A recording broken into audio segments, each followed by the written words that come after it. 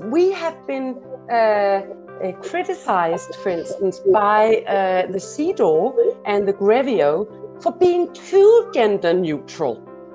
And we fought very hard for that. When a woman was emotional, she was called hysterical, which, if you understand the word of hysterical, it is the same root word as hysterectomy. I see myself, I'm talking to me as I would talk to a man. We are so used to this man talking. Hello, and I welcome you all to this roundtable discussion on this topic, gender language, which is being organized by WahWoman. I'm Rajni Vohra, founder of WahWoman and host and moderator of the day. In past few years, the topic of gender language gained a widespread attention. With increased levels of awareness and evolved thinking, people are gradually moving away from gender terms and adopting gender neutral language. What does gendered language refers to and what are its implications? To discuss various aspects related to this topic, joining me in this discussion, in this rather roundtable conversation, three distinguished guest speakers. Our first guest joining us from Canada, Paddy Kennedy, who is founder, CEO, and principal of Kennedy Communication Studio International. She is a dynamic and passionate business communication coach, trainer with an outstanding reputation for integrity and results. Paddy is proficient in facilitating strong communication and leadership skills in the global marketplace that include strategic communication, complex negotiating, leadership development, accent reduction, profit speaking or vocal development. My next guest, Kira Appel, joining from Denmark, is Deputy Head of Department of Gender Equality, Chief Consultant to the Minister for Gender Equality in Denmark. Kira has had numerous positions of trust, including Head of Department, Chair of the Interministerial Committee, Chair of the Danish Presidency of EU, Chair of the Danish Presidency of the Council of Europe, Chair of the Presidencies of the Nordic Council of Ministers, Chair and Vice Chair of the Management Board of the European Institute for Gender Equality. And our third guest, who comes from Slovenia, Sonja Klopcic. She is developer of AIU leadership. She is an innovator, coach, mentor, author, initiator of the community of AEIOU leaders, country chair for eco-civilization. Sonja has immense interest in people, their potential, and developing sustainable strategies and business models for creative, successful, and effective work. She has also served as a general manager, chair of the board, and crisis manager. Super wonderful ladies, I welcome you all wholeheartedly on this platform of WahWoman and in this fireside discussion. And thank you so much for joining me. Thank you. Thank you very much. It's a pleasure. It's an honor. It is indeed. So let me quickly start this discussion, which is very significant with Kira, with a very, very generic question. That is, why having a gendered language is not a good idea? Starting with Kira. Well, thank you very much. And I will not be able to answer just as clear as you might want to, because there are several issues concerning gendered language. Yeah. One, of course, is the fact that you have the grammatical gendered language, which might pose a big problem, because you gender your perceptions of what you can work with, what you can do in life, role models, and so on. So you might have the idea that you can't become a firefighter because he's called a fireman. But so there are, of course, some negative and many negative aspects of gendered language. Let's agree on that. However, there's also another side of it that we have experienced in my work here, also in Denmark, where you can, in your efforts to become gender neutral, you might forget some of the gendered problems and some of the gender equality problems. For instance, if you say in your efforts to become gender neutral, you talk about violence, and you say victims of violence, instead of making it a female problem. We have been criticized, for instance, by the CEDAW and the Grevio for being too gender neutral. And I will like to come back to these issues and dig further into this bias that we have with being against gendered language in a more grammatical sense, but also avoiding to be too gender neutral in your policies. So I think I'll say that for now, and then please let me allow to come back to that later. Thanks. Certainly. So, Paddy, let me come to you with the same question. The way Kira has expressed her opinion and perspective, would you differ on it, or would you agree with what Kira has said? Well, I agree very much. I think it's absolutely crucial that we become very consciously aware of gender when we are speaking, and how easy it is. You know, for many years we said fireman, now we have to say firefighter. A fisherman is now a fisher. Yeah. And I agree with all of that. And I think, though, that you're right, that victims of violence, victims of sexual violence, predominantly are women.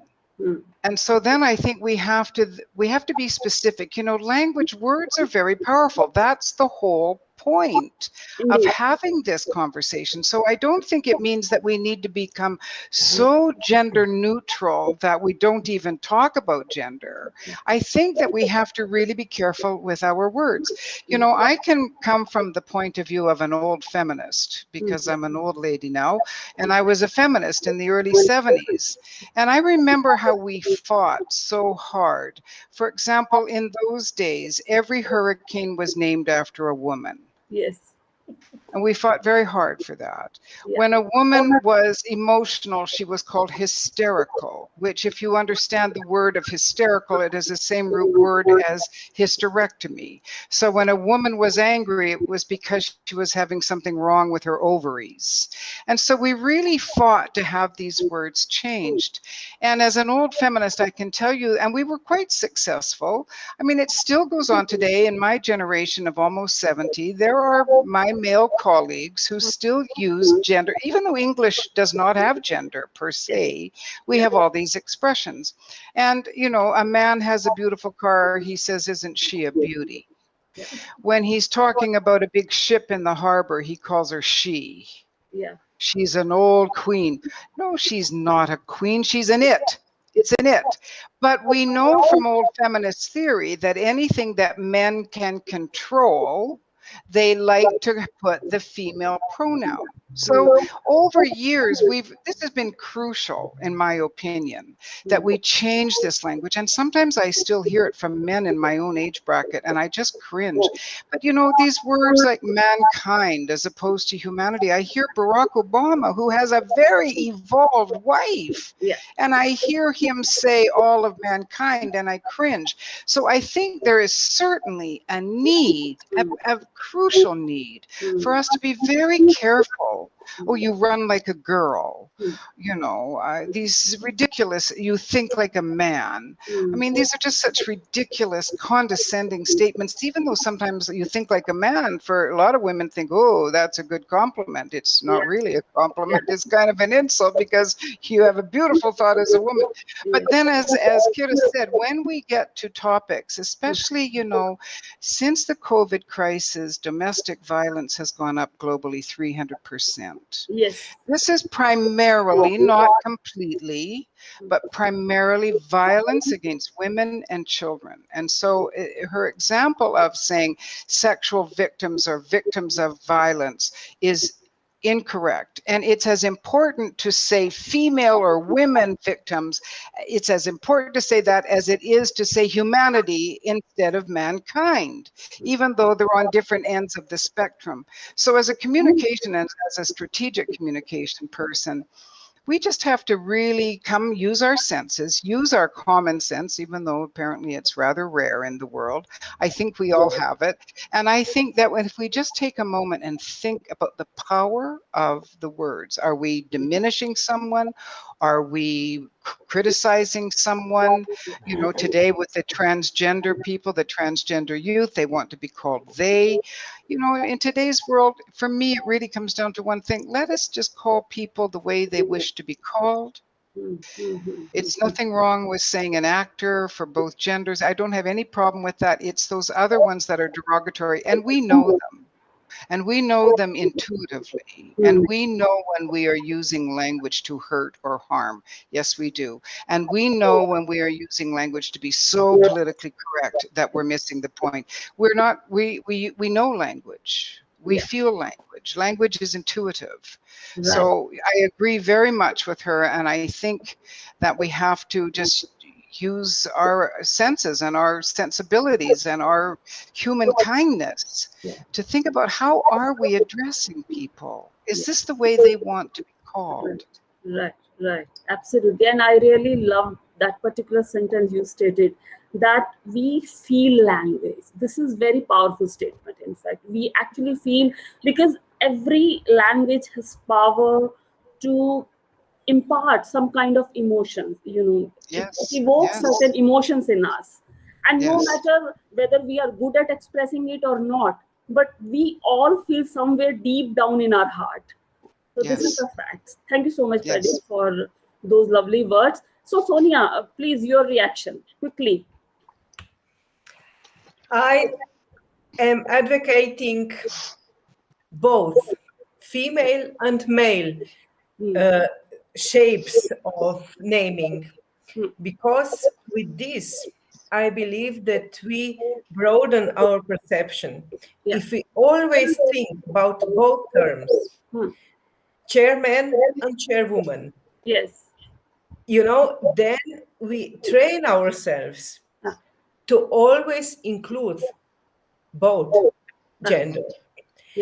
And that's why I'm fighting for this, that we get paired all the nonsense. For example, we don't have expression yet for nurses, but we need to find the female version of nurses and so on. So that's why I believe that we need to think always about both.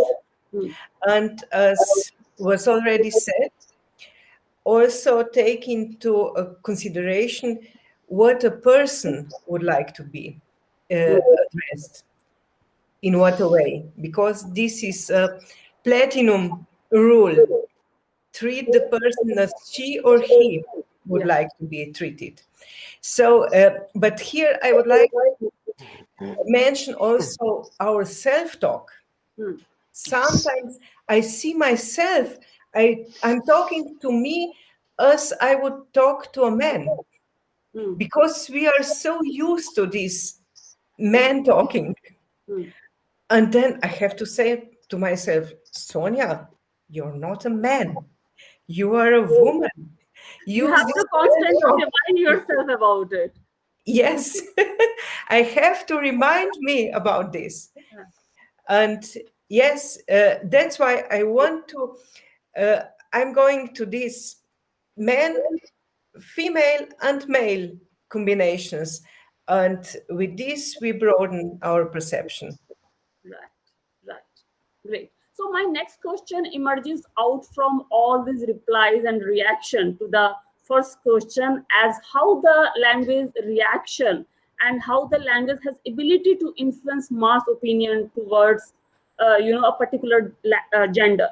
So as human, most of us would agree that our collective identity is understood more masculine actually, and this is how the world has historically prescribed. Considering such historical and social perspective and the subtle ways language shapes us in this society, would you mind calling most of the languages a bit sexist? Is it out of place to call them a bit sexist? Can we start it from Paddy? Well, I think that any language that comes from within a patriarchal society is going to have a strong element of sexism. Yeah. I mean, that has been the system. That's how they've stayed in place for so long. And that brings up words like hysterical, Yes. right? How dare or, oh, she's on the rag when she has her period, always dismissing us. Language is absolutely has been sexist, Yeah. and it's up to us, and I think we are making strides. Absolutely, indeed, we are making strides, but it has to be a conscious effort. So I would say, absolutely, I'm living now here in the Arab world, and I was talking to my business partner this morning about talking to this event today, and he said that traditionally the meaning of the word woman, which is haram, which is actually an offensive word, something to be avoided. And so we had this great long discussion about how women today, we are standing in our power and in our equal rights. And so if you see a woman, if a man sees a woman as something to be avoided, or she's too sexy, or she's provoking, she's not provoking. You have to deal with your reactions to her. So the language, it's in any society since the days of the goddess religion, way back when, when God was a woman, it was different. But as the Northerners came in and took over Mesopotamia, it was a matriarchal, matrilineal society.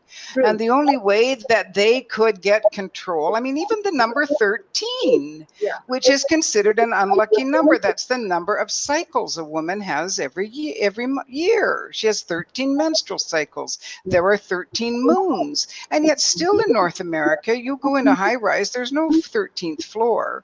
This is misogynist. This is against women. For me, 13 is a lucky number because I understand it's a number of fertility. But so ever since the patriarchal system took over, everything that, the snake in the Bible is seen as Lucifer, but really the snake was a symbol for the goddess. So even some of those old myths of Medusa with, the hair, and she wouldn't talk, she wouldn't shut up, she talked too much. And so they lobbed off her head, and the picture of her killer standing there with her head in his hand and his foot on her body. Now that's an ancient myth, but when Donald Trump was running against Hillary Clinton, they did that same picture. They did a picture of Hillary Clinton's head with her Medusa hair, like snakes, all the dreadlocks, whatever you want to call them, and he's holding her. They've lobbed off her head to shut her up, and he's got his foot on her body. So these things are still in existence today. And it's up to those of us who are interested and aware and in the business of working with people to make them understand. And it's not that anybody's bad. People don't know better. It's really an ignorance and a lack of awareness more than it is bad. I mean, I think some men, they use bitch, she's a bitch, or she's this, or she's got to be on her period. I mean, this is just misogyny. Right. But I don't think they know. I think they feel it. So you mean to say that most of the time it is not intentional, but it is so deep in our sometimes it. Sorry, sometimes it is absolutely intentional, but I don't think that they fully understand the full history behind it. Yes, it's intentional because when they hate her, they're angry at her, they're going to call her every filthy name that they can think of. But if you were to sit them down and raise their consciousness about where does this come from, I think that it might open some eyes. I raised a son as a single mom in the feminist movement. And so he was raised differently. So I don't hear him refer to his wife in this way. He's very, very respectful. He was just raised that way. So a lot of it, we have to raise people's consciousness to understand. And you can't call a hurricane all the time a woman, because it implies that a woman is just a nasty old storm. And so as soon as we raise the consciousness, men went, oh, they'd be talking about my daughter. Yeah. That's not right. I don't like that. So when I think, yes, they do it on purpose a lot of times, Yes. not always, but I think that they just don't understand what's behind the full force of what's behind it. Because, you know, this is not to have power over this. They do it. I mean, it's not because of a sexual thing. It's because they want power. That's what I'm trying to say. You know, rape is not a sexual crime. It's a crime of power over. And that kind of language is really meant to take power over. Yes. True. So I don't want, you can get me talking too much, so stop me and please let the Yeah, other yeah, yeah. women. Sonia, how do you reflect on it? How do you reflect? I would say that the limits of our language are the limits of our world. Yes. And that's why we have to shift the limits of the world. Yeah. And I believe that we can shift the limits also by using new words, new language, because old words, they all have old connotations. And perhaps we need to find new words that I usually say that with them we build our new base camps. As we are climbing into the mountains, if you set the base camp on a higher level, then the view is better. Yes. Then the consciousness is raising. So, for example, that's why I came with not really new words, but uncommon words as aroha, eb, ikigai, ubuntu, and so on, because they carry timeless wisdom of our ancestors. And our ancestors were wise women who really took care for the community. Yes. Yes. And we need to bring this spirit of wise women and men in balance to take care for the community. Right. Great. Kira, quickly your reaction on it. Yes, I fully agree with the very wise words from my colleagues here. And let me just perhaps build on top of that, because as you said, Paddy, throw like a girl. What does that mean? And it's derogatory and it's negative. But in my opinion, I think we also need to say those are just words, like all the other words, actress or whatever. Is that a bad word? No. My point is actually, if we own up to throw like a girl and say, oh, thank you. Oh, excellent. That's a great honor. And we've done that in some of the Nordic countries where we've made campaigns where we are also exemplifying the fact that, oh, that could be really cool to throw like a girl. By taking a role model of a female handball player or basketball player or whatever, and show, oh, you can really throw like a girl, and that is fantastic. Because sometimes you will end up sometimes in a fight about words. Yes. And maybe we shouldn't, that can be very difficult. So instead of owning up and opening up and say, yes, I am a witch, perhaps. Yes, and I'm proud of it. And I do throw like a girl, and I'm proud of it. Yeah. So that would also mean an empowering of some of the negative gendered language that we actually adopt and say, yes, we are proud of it. It's not necessarily a bad thing. And I would like to perhaps also expand in our perceptions and taking it from just the words to the gender unconscious bias, and with an example of how the words can be used in a negative way. We've looked into some of the examples and that you find. For instance, there's a standard job application, and you make a survey or test and you show this standard job application, and you write it with you put it with a female applicant and the same one with a male applicant. Then you have people reading it and saying, would you like to hire this person? It's fully identical. Yes. And the words and the perception of the female candidate and the male candidate were totally different. By saying, and the female, what they thought was a female candidate was received as, a pussy or dominant or slightly aggressive and bossy. While the male application, which was identical, would be a true leader, a boss, in charge. And so the words are definitely, even though the words here would be identical, just the fact that you would have different sex or genders applying for it would mean something. And those are the unconscious bias. And I think that we need to talk more about unconscious bias, because those are the really the issue at stake here that we need to deal with.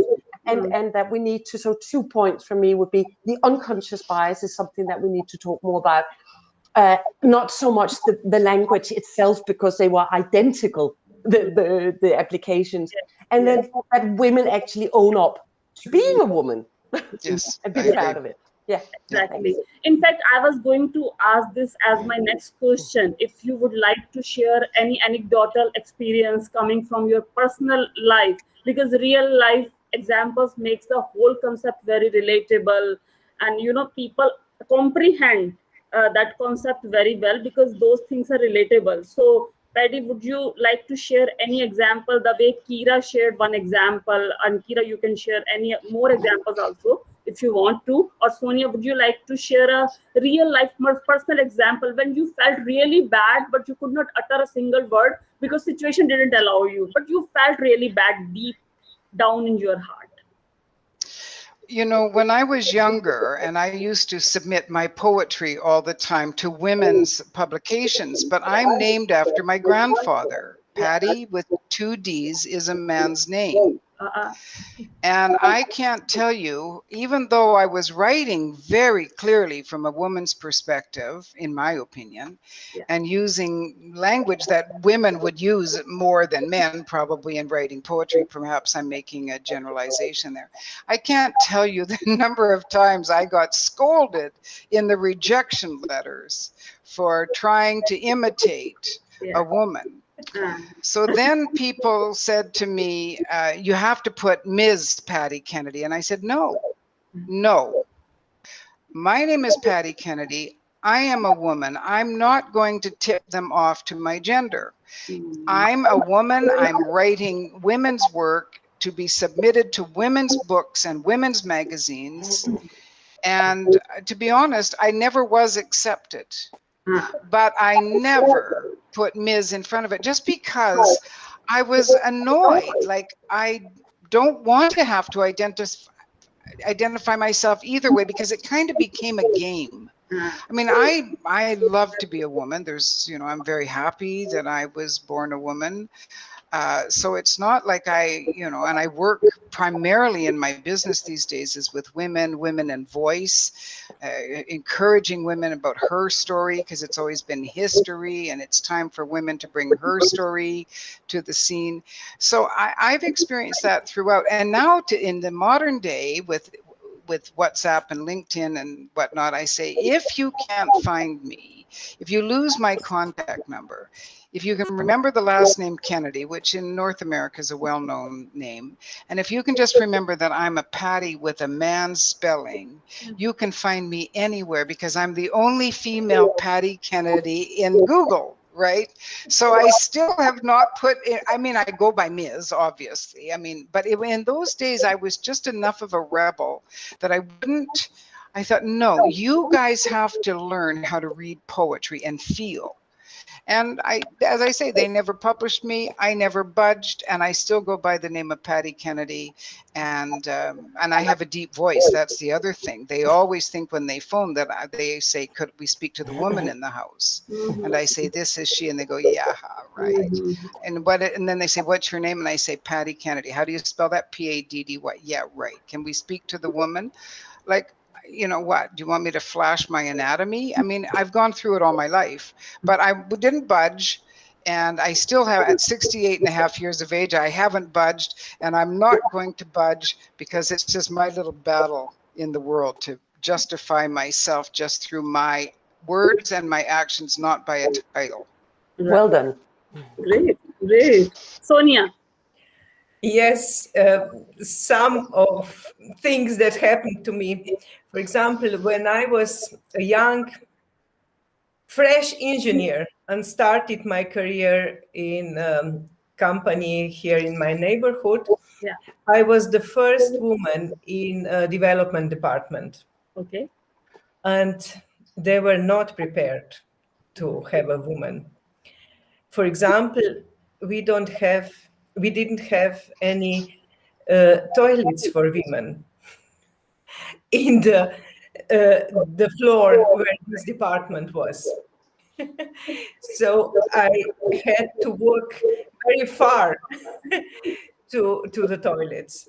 Then it was, for example, I didn't have any special coverall for me, because all my male colleagues had their specially colored coverall, but I was given a coverall from the women from the production floor.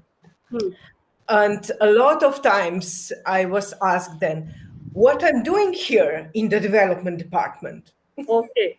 Yes. So this was, but then when I was a young manager, I was often also asked, can I talk to a manager?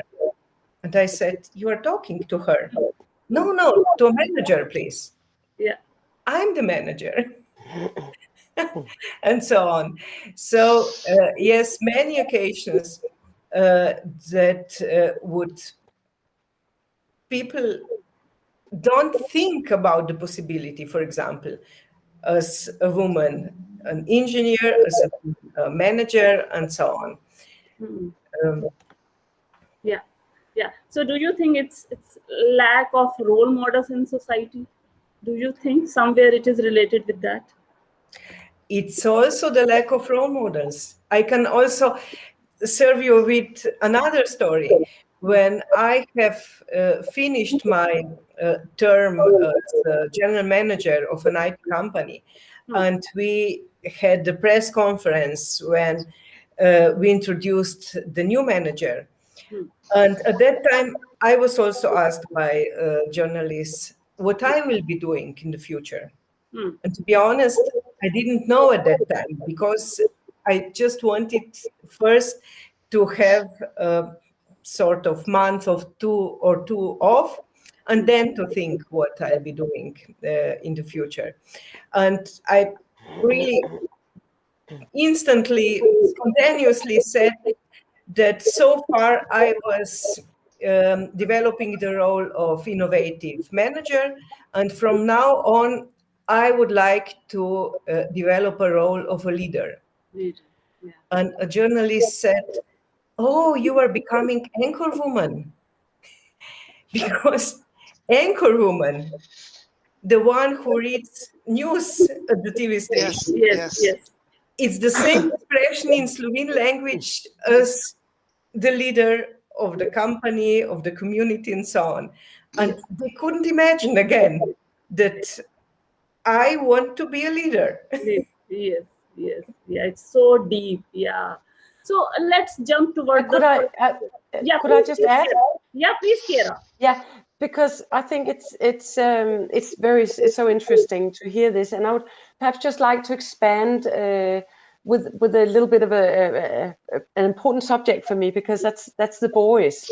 They are as restrained as women are into quite a big extent, into some different areas, but still restrained. And for instance, I have 2 sons, and they have to live with boys don't cry, for instance. And that is also limiting them and making them less in contact with their emotions and limiting their empathy growing up in life. So I think it's very, very important that we talk about it from a women's perspective, but that we also get into dialogue with men, because it's a mutual interest. That we have, that it's a win-win for everybody. And let me just, about the role models, just a little anecdote, because when my younger son was in kindergarten, coming from Denmark, we of course, he was presented with Superman and also with Pippi Longstocking, who is a very, very strong girl. Who she's not very old, she's about 10 or something, and she can lift her horse and she can do anything she wants in life. And one day when my son was about 4, he was going to dress up for his kindergarten. And of course he wanted to dress up as the 2 coolest things that he could imagine.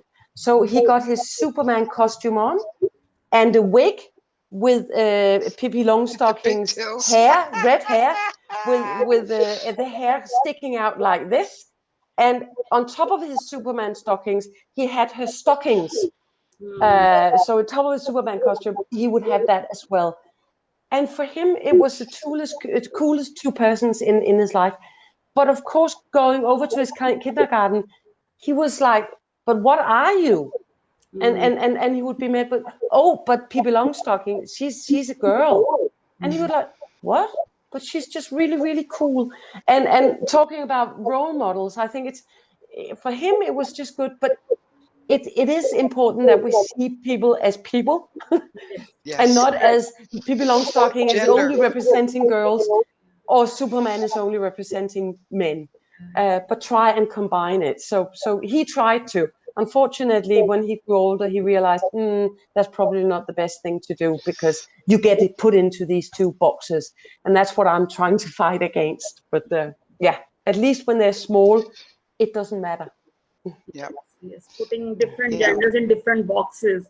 Only boys can do, only girls can do. One thing about role models, when I graduated from high school in 1970, the only courses that as a woman I could go to university in were nursing, home economics, and education.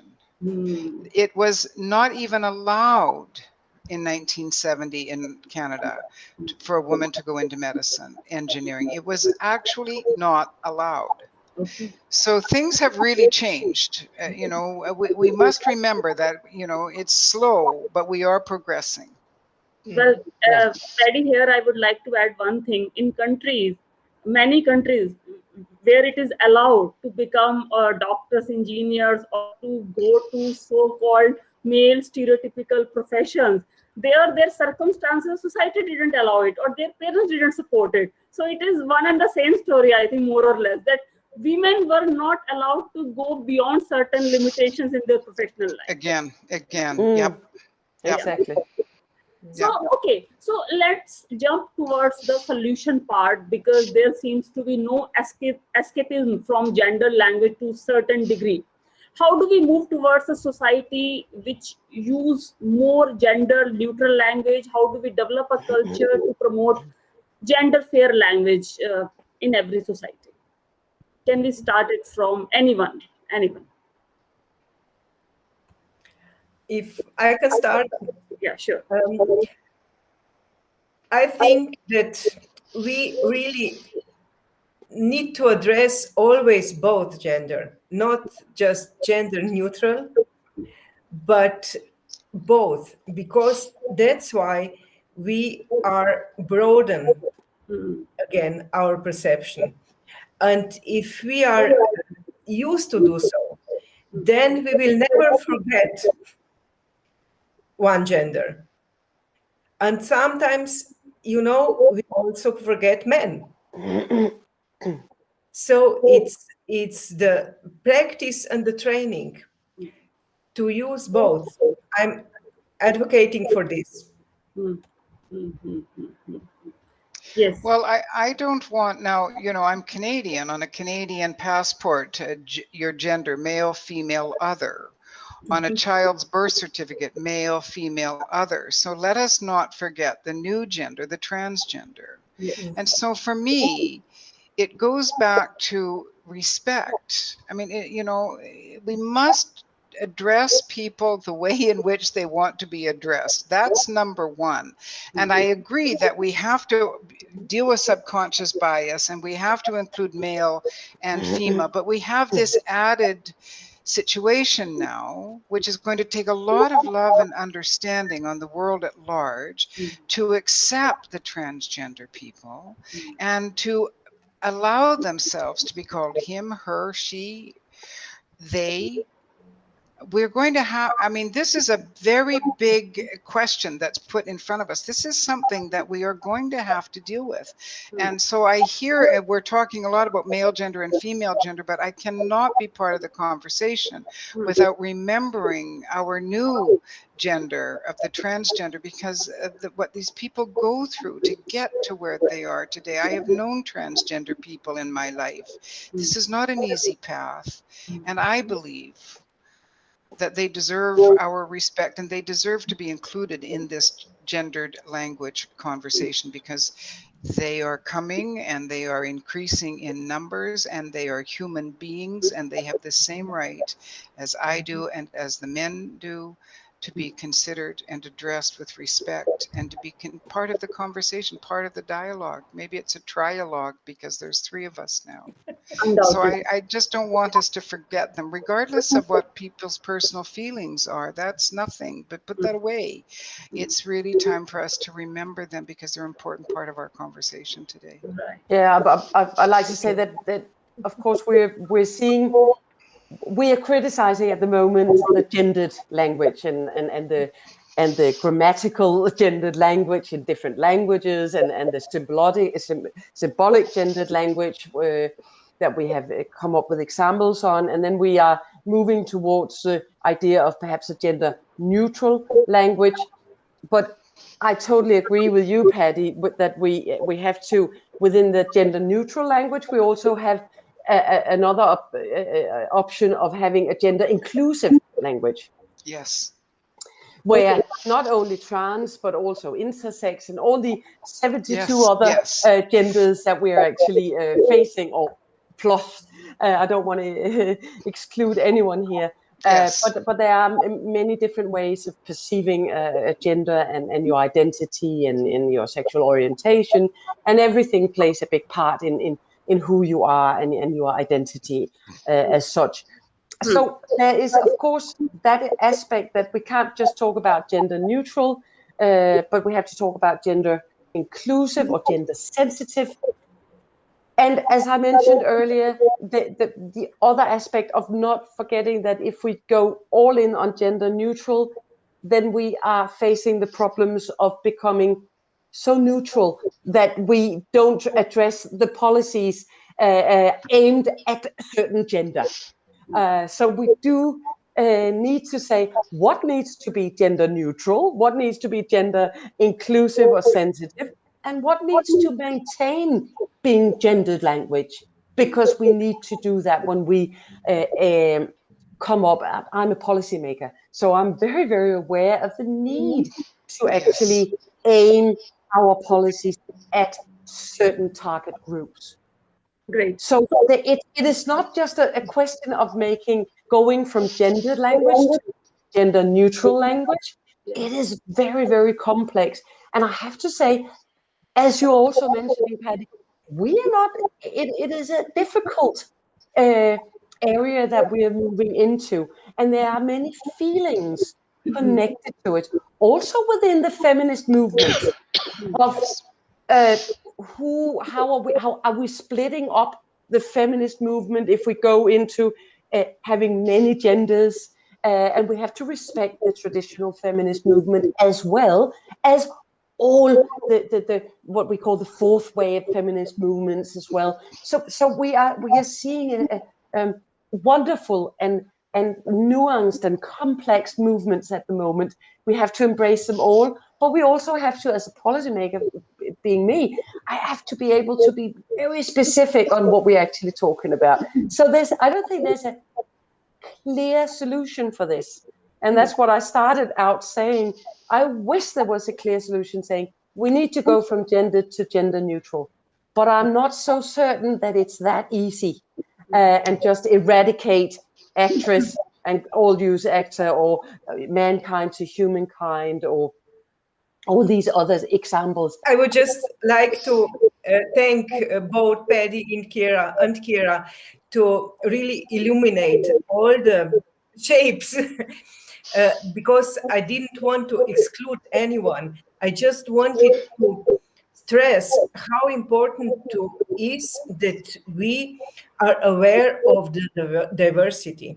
Yes. Yes, because the diversity is something that enriches us and gives us the possibility to really create the best solutions. And with neutral language, I am afraid that we will forget about diversity.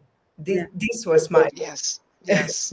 Yes. Great. So one final word from Paddy and Kira or Sonja, if you want to give one final word for this session. Well, you've just made something funny come into my mind, because in the early days of feminism, when a businessman would say, I'll get my girl to do it, meaning his secretary or now his executive assistant. And so the feminists would go crazy and say, we demand to be called woman.